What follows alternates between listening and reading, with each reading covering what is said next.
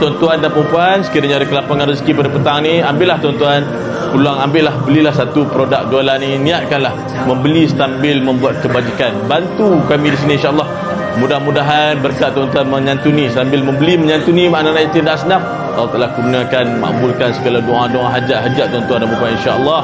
Umi hantarkan untuk arwah Mawar Nurain binti Pawan Mat Said. Ya Allah, mudah-mudahan kau perkenankanlah doa kami.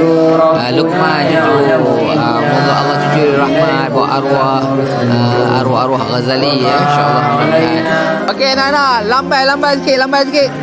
Lambai. Terima kasih pakcik-makcik.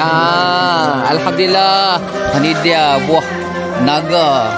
Ada popiah sirah.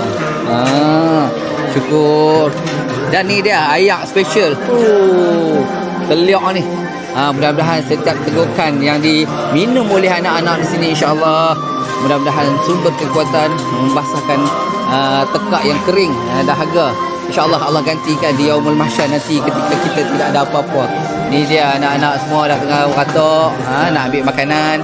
InsyaAllah ada buah naga, ada karipap, ada popiah sirah. Ni yang mana yang sahabat-sahabat yang berkongsi rezeki. Alhamdulillah. Mudah-mudahan